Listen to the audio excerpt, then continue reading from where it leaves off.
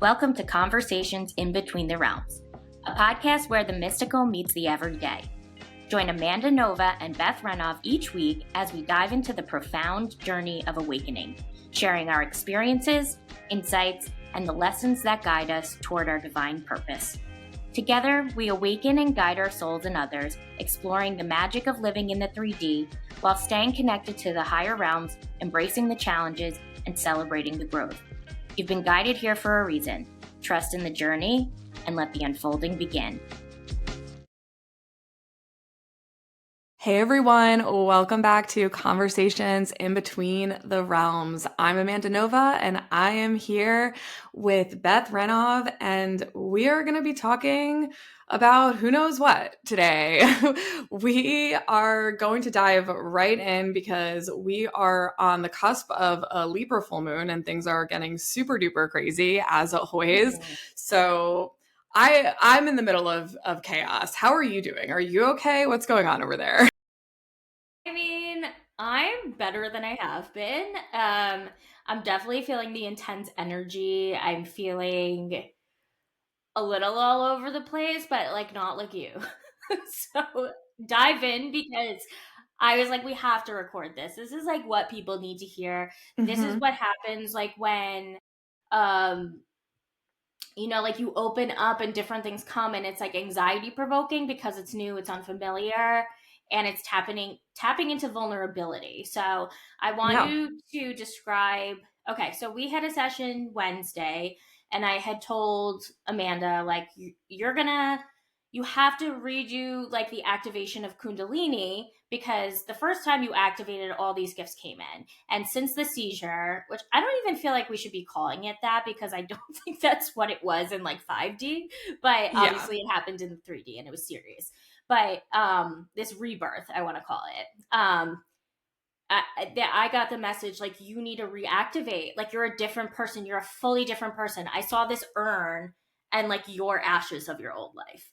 And so I was like, and I got the message like when you reactivate, another gift is going to come in. So you take it from here. Yes. And Beth also told me, I mean, like we had this like really intense conversation because we also had talked about the Council of Light and my soul going to the Council of Light and sort of petitioning in the time that I was unconscious, like to kind of come back in and continue my, mission here during all of that. And that's all, again, very 5D stuff. And so I hadn't done any Kundalini activations because I just feel like even just the past few weeks, couple of months, I've been very much in the astral. I haven't been in the body. And I feel like Kundalini brings you up into the 5D, but it also is very much in the body. Like, I feel like it's like how you sort of connect the physical and the metaphysical. Like, that's really how that is. And so I really hadn't connected it with my body. And I think that that's part of what happened with the seizure too, is I was so like whoosh, right? Like disconnected. Right. So last night I put on one of my Kundalini playlists. I was like, I'm just going to like feel into this a little bit. I'm going to move the Kundalini through my body. I started speaking light language. I was also speaking to the Kundalini and I was calling it into my body. And I was like, that's when I'll be like, okay, like asking the Kundalini Shakti to come in, aligning with that particular frequency, that energy, like bringing that into the body. So Can I stop you for one Yeah. second? Can you tell people what Shakti is? Because they might not know. Yeah, so Shakti is the divine feminine. Shakti really is the life force energy. It's another word for Kundalini, essentially, right? Okay. Like it's like the Kundalini energy. So I sometimes like that word better than Kundalini. It's just like a Hindu word for the divine feminine. So just calling in that particular frequency of energy. And it's the energy that rises from the root. So I was really focusing on really moving the energy and the codes from my root chakra, moving it all the way up to the crown. And like, so when we talk about activation, you can activate it at any part, any chakra, but like really coming up from the root. And I mean, you also just experienced something also, a couple of nights ago where like you were experiencing like needing to activate from the root chakra and why that's important, right? So like that's what I was doing. So afterwards, I did that. I was like moving, I was doing mudras, I was like doing all these things. Afterwards, I was like, okay, I'm going to do some channel writing, some automatic writing. So I like put on my headphones and I just got out my computer and I start writing, and I like do this beautiful collective message for everyone about the full moon. That's going to be this weekend. And then after that, I'm like, okay, now I want to do one just, for myself, right? Like, I'm like, okay, like, what do my guides have to say? Like, and I start typing, and it was coming out really fast. And I was like, I almost couldn't, like, I couldn't type really. Like, it was like really, and I could tell that it was coming from a being. And so they were saying, like, my name is Jashun, and it was Jashun. And I was having a really hard time. And then they were saying to me, like, as it was coming through, they were like, we want you to speak. We don't want you to type. Like, this is not typing. So I took out my voice memos and then I took off my headphones, and I was like, okay, like, this is like, we're gonna raw dog this a little bit. Like, I like to have my frequency music on, and I'm like, okay, we're just gonna raw dog this. I'm gonna close my eyes. I'm gonna like tune in. I'm gonna let this being come through. And it was like a little freaky because I'm letting them come through, and it's a man's voice. So it's me, but it's a man's voice, and they have an accent, and they're saying, like, my name is Jashun. They're saying that they are, and I'm seeing the word while they're saying that. So that's how I know that it was spelt that way. And I like then looked it up later. And then they're telling me that they are a member of the Council of Light, that they are a representative, and they're going to be talking to me. And I was able to ask them questions to learn more about them, and like recorded it. And it was so, because I was like, what is your race? Like, who are you? And why did I have a seizure? Why am I here? Why are you here? And it was really fascinating. So do you know him? Do you know him? Me? Yeah, you said he came through before. Yeah, sorry, I thought you were still talking about No, I'm like, do you know him? I asked him what his race was, and he told me that he was Arcturian. So which I was really fascinated by, because again, like, when we talk about these things, it's like you're kind of playing this game with yourself sometimes, where you're like, am I making this up? Or like, and I always know with me, like, based on what comes out, whether or not I'm making it up. Because like, if I was making it up, like, I would say something else entirely, probably. Like, that's kind of how I like I would never assume that somebody that was like, and he called himself, he said he was from the galactic Arcturian race, is what he said, he was, where he was from. But he said he has connections with multiple other celestial groups. And and it was also interesting because the Arcturians have been coming to me, and they came to me right before my seizure, and like really came to me. They were in my download the night before my seizure. Okay. So I remember the name. I have to go look back in my like channeling notes, but I know he's come through before. I know he's with the Council of Light. I think I'm part of the Council of Light, or like my soul is. I don't know much about him because I don't ask. Like, I know nothing about like the Pleiadian. Like, I don't know the different realm or what. What are they like? Planet?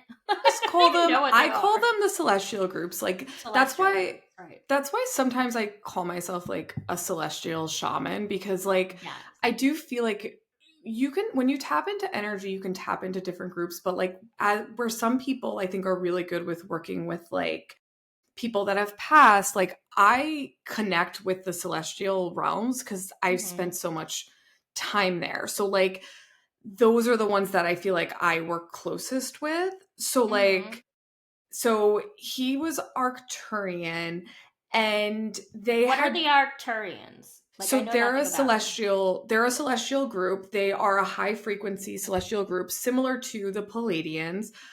I'm not sure where they come from, to be honest. Like, I probably have to do a little bit more research. Yeah, they come from they're a star seed.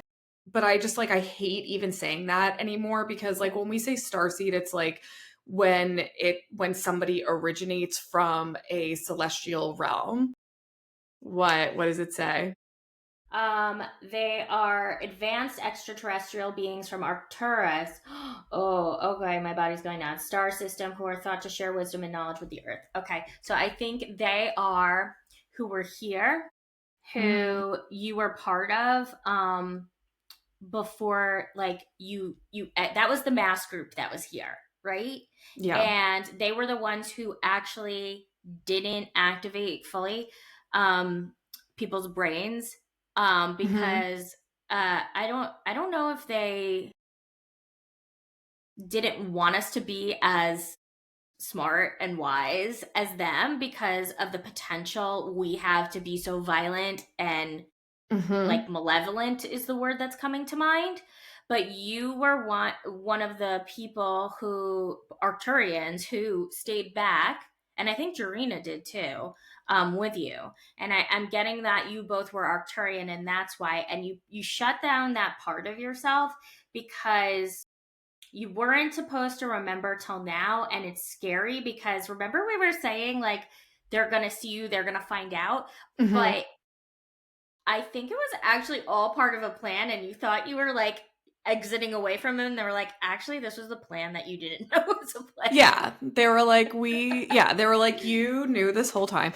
And it was so Right. funny because what he told me was so interesting about the Mm-hmm. coming back after the seizure was that the choice that was made was actually like, okay, you can go somewhere else in the universe and like have like, and like basically have a different role, or you can come back and finish your mission.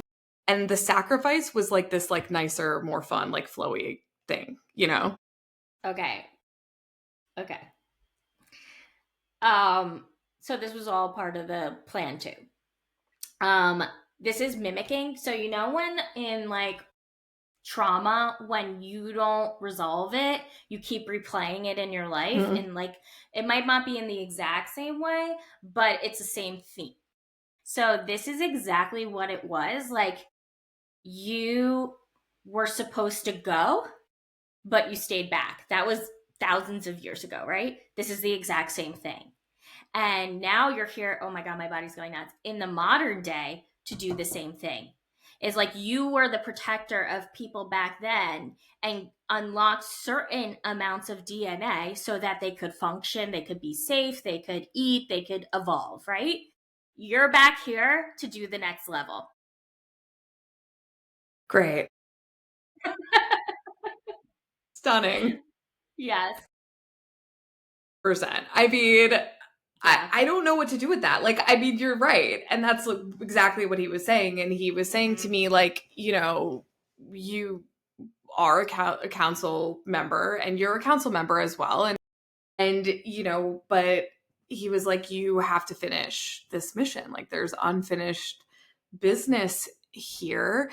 And part of that now is like, he was like, you came back, and part of that is now playing through in this new way, in this way that I have seen other people channeling, but I have been afraid to do. Like, if I was just to go into that and do a channeling session, right? And like we were having a conversation with him, like people do with people like Bashar, Daryl Anka is the channel, things like that. That has always freaked me out. And I've always been really afraid of that. Like, that's what they want me to do, is to fully surrender to like being a channel and like really just stepping into it and being able to do that. Well, what makes you anxious about it? Like, what do you fear? It just, I don't know. Maybe the fear is so deep rooted and subconscious that I feel like it's because I've been hiding for so long that Mm-hmm. like anytime I see people doing it, it's always really been, even with light language, like I have been on this journey of like starting to do everything that's made me cringe and like freaked me out. Right? Like, I mean, this stuff Mm-hmm. really scared me. Like, I have seen people channel and it's really, really freaked me out. And I don't really know. It's a very deep subconscious thing. Like these things I can't watch on TV. Like when I see them, like the channeling, it's like these wonderful things like on Gaia about channeling. And I'm like, why won't I allow myself to watch it? Like, what am I afraid to see? I don't know. Okay, well, I do. Okay, well then you tell me. You Beth tell knows, me. right? What does Beth know? This is the segment. Beth This knows. is the Beth knows segment. Okay, so control keeps coming up, and for years, your big thing is I need to have control over everything. And what you worked on was loosening your grip, right?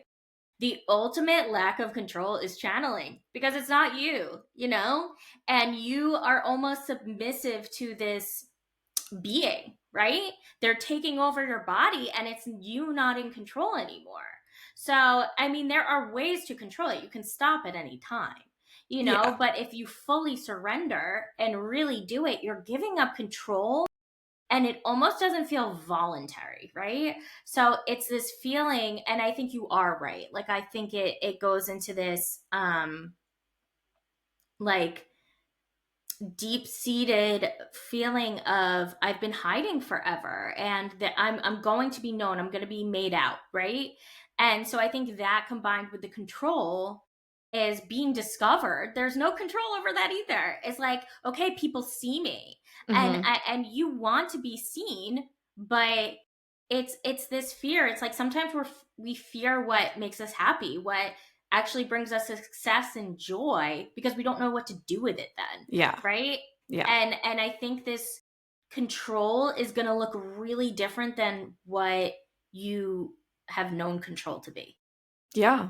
Yeah. And I think it is that truth. Like, I think it's like that whole thing about that the unlock to who we truly are is in the things that we, run from, the things that we are afraid of. And I think that really is the truth. I think for me in this, like, and it has been in a lot of these things.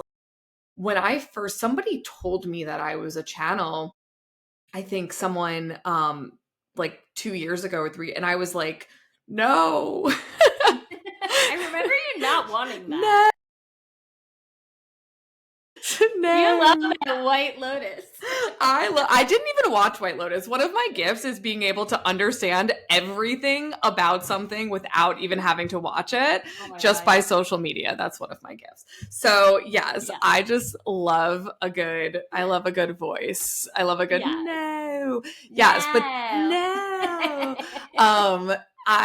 And that's how I felt. Like I was like, oh my God, no, like this could not be like my gift. And as these things have been opening, I'm realizing, and also I feel like because it's never what I expect it to be. Like when you see people channeling and they do come, like I saw this woman who was like channeling and she was on somebody's podcast and it was so much like she really did like the teacher from Harry Potter, and people were trolling her, and that's also a fear, right?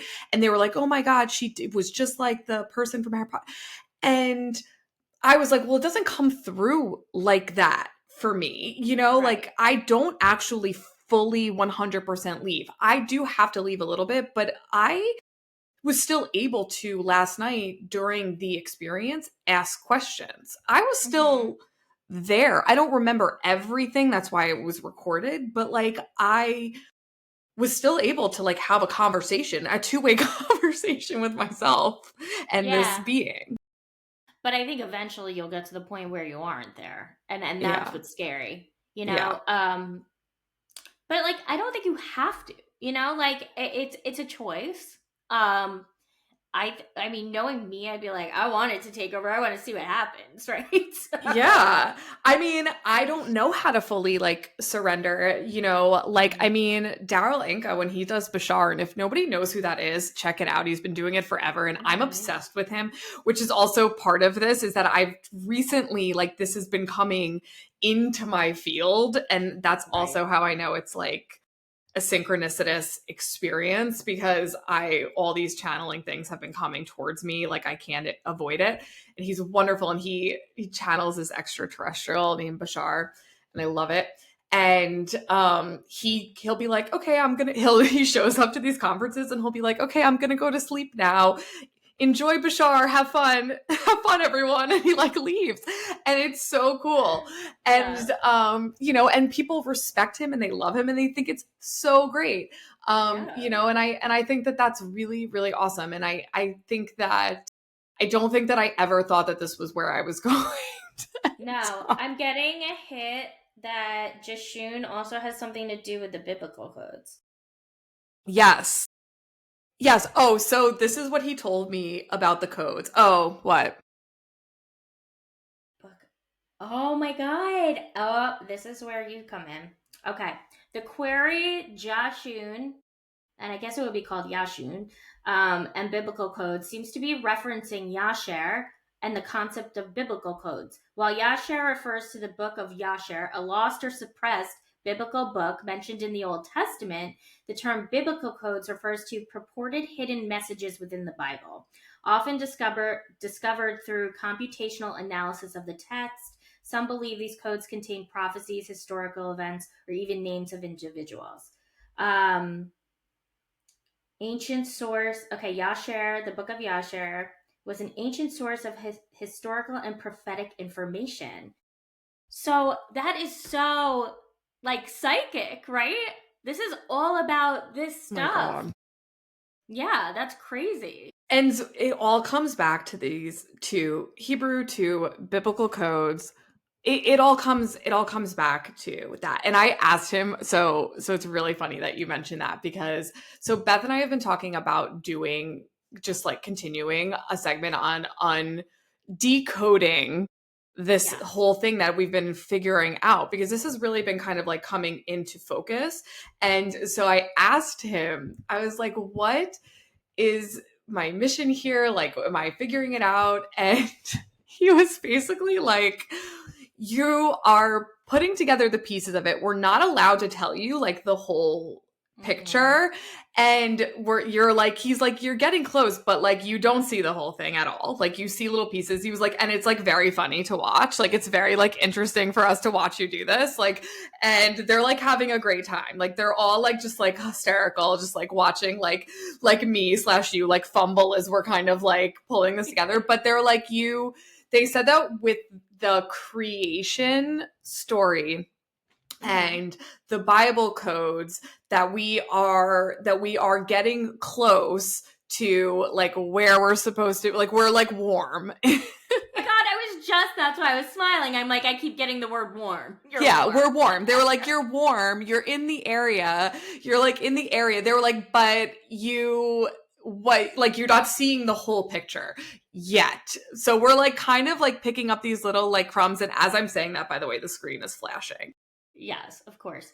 Okay, and why you sent to me the suggestion of the name of this puzzles is because we're getting big puzzle pieces. We're getting like the main thing so we can actually put the puzzle together. Because we were given a puzzle, but we weren't given the picture of what it's supposed to look like. So we have these major instrumental puzzle pieces that we're getting right now. And that's why they're like, you're really warm, but you're not hot, because you're finally on that path to figure out how we go to get this big picture. And I have a feeling it's actually going to be a year or two till we fully see, this is going to take us a long time. And I tried to watch, like there's something about, I think it's called Code X, that's on Gaia, like about codes. And I watched an episode that was actually on The Last Supper and on Da Vinci. And now I keep seeing stuff on The Last Supper and like some of the codes there. I don't know why anybody would give me anything mathematical to figure out or any type of puzzle ever. Okay, I don't like good at puzzles. Yes, well, thankfully you're involved, because I don't even like puzzles or board games or anything. Like I don't, the worst. Right. Well, maybe that's also why last week I like went nuts doing my taxes and started coming up with equations that I've like never heard before to do my taxes and a budget. Yes, like I was going nuts because I'm like, I have to do my taxes. Of course, I like procrastinated, but all of a sudden, I'm coming up with equations of like what to do, like per day, how much I have to save, and like making this like crazy budget. Like math, I'm actually a nerd. I love My algebra. So goodness. yeah, and I love puzzles. I love putting things together and figuring out like equations. So My I think goodness. we're like two pieces of puzzle that fit together, right? Yes, yes. And there's like little drips and drabs like I can kind of like sequence. Like I need to put together like I keep telling you like I need a murder board. I feel like Yes. the like It's Always Sunny. Like that's my vibe is like I need like a cig hanging out of my mouth and like I need like the strings and just feel that's me like in the middle of the night like Right. like the obelisks, man, the obelisks. And you did mention the obelisks recently, which is like Can't figure nuts. out. I have a screenshot on my phone of the obelisks, and I don't know why. Yeah. Why? Yes. I mean, I they. Look, I need to look up. Hang on. so Um. the obelisk. Okay, so Bible code. So last time we talked on the podcast, Beth had mentioned that something came through in my EEG with codes, and then we were led down the path to Bible codes had come through. So then we started going and looking up Bible codes, which actually is this book about hidden meanings in the Bible. And the guy who wrote it, his name is Michael Dronson. Yes. He actually believed that the key to these Bible codes, these hidden meanings in the Bible, were hidden by extraterrestrials in an obelisk near the Dead Sea. So I just feel like we had Right. to kind of like give some background to people Right. that would like understand like Totally. why the obelisks are, and we were freaking out because we were talking about obelisks. Right. So like And what is this? I just looked up what they symbolize: eternity, immortality, and the connection between heaven and earth. And I think heaven means the cosmos, right? Yeah. I don't know if it is like a literal translation, but it also says, um, where was it? Oh, it talks about the god Ra, his journey across the sky, and his role in creating and restoring the world.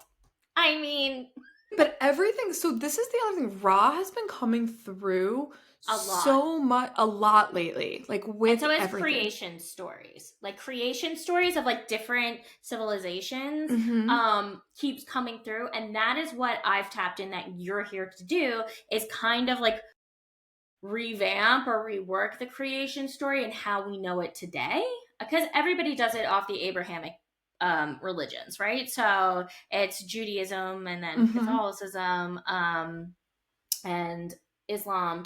And so I think we do it where it's the 7 days and Adam and Eve, but there are so many others from ancient Egypt, from Mm-hmm. Hindu. So it's just like there is also a celestial creation story. And Yes. I think you are here, and it actually honors women. And I think the ancient civilizations, I mean, even Judaism really Mm-hmm. honored Eve in a way, even though Adam, but there were so many women who were rulers and really like, um, what's the word? Revered, I guess, you know? Mm-hmm. So I think somewhere along the line we like put women into a submissive role, and I don't think that's what it's meant. And I heard somewhere else that the reason that the divine feminine and feminine energy is taking over and we're restoring that is so men don't have to actually be that masculine anymore, Mm-hmm. and Yeah. they can tap into this version of them. So it's this harmony, this balance, which we talked about either last time or Yeah. the time Yeah. before. Yeah. And I mean it's interesting coming out now too, because like we also were talking about Right. Libra, which is the balancing of the scales, right? Right. And like so it is about this balance. And yeah, it's interesting about Ra too, because so Ra is also the sun god. And I saw Mhm. something on TikTok that was really, really fascinating about it was like the whole thing about as above is so below. Below. Yeah. And it was about how the whole misinterpretation of Jesus and the Bible, of it really being about the sun, and in like the SUN instead of the SON, and the rising of the sun being like the resurrection, and like this whole thing. It was so interesting the way that they were explaining it and talking about how like they were really talking about astrology. And then our friend Drina showed me that guy Bill Donahue, who has been doing these interpretations of the Bible forever. Like he's been doing it since like the 80s and 90s, and he's been like basically being like, you guys are like talking about the creation story like Adam and Eve, and like a snake was talking to you. He's like, it's all metaphor. It's all metaphor. And it is all metaphor. And that's like the whole thing. And so there's so much there that like we're just not seeing and is like being so overlooked. And I think that that's like what so much of this is about. And I think that is what's also so scary about all of this for us, is like we are also going to be talking about and challenging these things that are considered new age, but they're really old age. They're really ancient. This is like, it's not new, but like people are so programmed to believe what they are like believing, and like you're going against like big things, and that is like, you know, really scary stuff right now. And I think that's your fear, is you're challenging the system. Yeah. And I mean, it's and that's a real thing, but I think I'm becoming less and less afraid of it the more that I am becoming solidified in this work, because I feel like the more that I see that's undeniable, it's like I can't, like, it's really hard to be, you know, swayed now. You know, like I'm so open-minded, and that's what's always made me like so swayable, because I'm just like, oh yeah, well that's a good idea, or that's a good idea, and I mean maybe you're right, and like I'm very open. But like I have now experienced these things, like I just believe that there's so much out there that we don't know, that it's like, you know. That's so interesting, because I've seen like 5 times this week talking about how only 10% of our brain is used, right? Yes. And you know, and it's just like, I thought it was 20%. It's not even that, it's 10%. So 90% isn't used. Who is to say what that's a huge percentage. That's almost all of it, you know? Yes. So who is to say what it can and can't do, what the functions are? You know, it is this like I keep thinking electronic, but it's like, you know, it's this, like, I can't even think of the word, but it's definitely this magical, like, spiritual thing that we just don't understand. And instead of trying to understand it, and we just push it away because we don't like in this society what we don't understand. We need evidence. We need to know exactly what it is. But that isn't that the like essence of science, is totally uncovering different stuff and being adaptable and swayed, and to see the possibilities of things. And I feel like that's where science kind of, to me, feels like in a tug of war between this is fact, but the nature of science is always like evolving. Yeah. And I think that when you start opening these intuitive gifts and you start activating this celestial DNA, this inactive DNA, that you're activating the other parts of the brain. And that's what I believe. Yeah. And I wonder if you could, I would love to see a study of like people from the start, and then doing like kundalini activation. Like, and we have to come up with a word for what you do, because I don't think it's like that, you know, but kundalini is a part of it, but it's not total. But once your gifts start opening up, seeing if that percentage stays at 10%.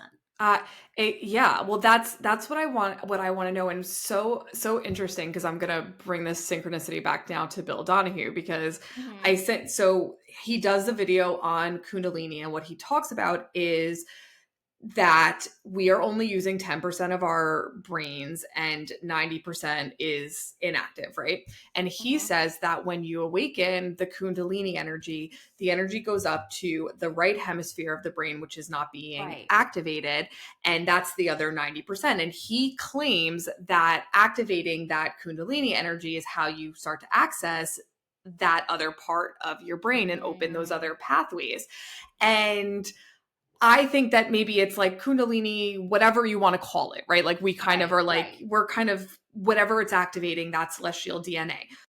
That DNA or that part of your brain wasn't activated back then, bringing it back to the beginning. The reason why that was kept from human beings is because of the fear that human beings were going to do bad things with it, right? Like, as you had said, negative things. And there had been a war that had happened back then with the Anunnaki where the humans revolted against them. And they were also afraid that humans were going to use it for doing bad things and not be able to handle having it, which there are some human beings in the world today who would not be able to handle having that kind of power. Okay. So that's why it wasn't activated in those people and was kept from them. Right.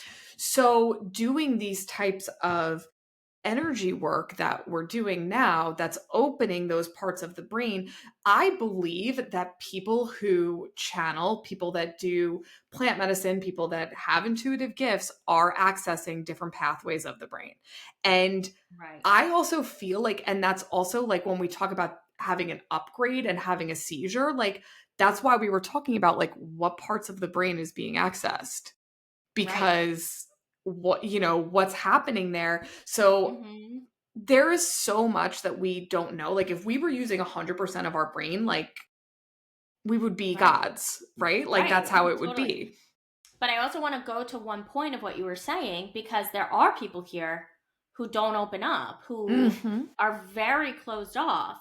But the people who are doing the work, if you really talk about spirituality, we're all one consciousness. So it's a brain in a sense, like, so we're doing it for them. So when you do your collective stuff, when we are each upgrading ourselves and doing our work, we're doing it for the people who aren't open, who are very closed off and rigid, because it's like it's the domino effect, and eventually it becomes one.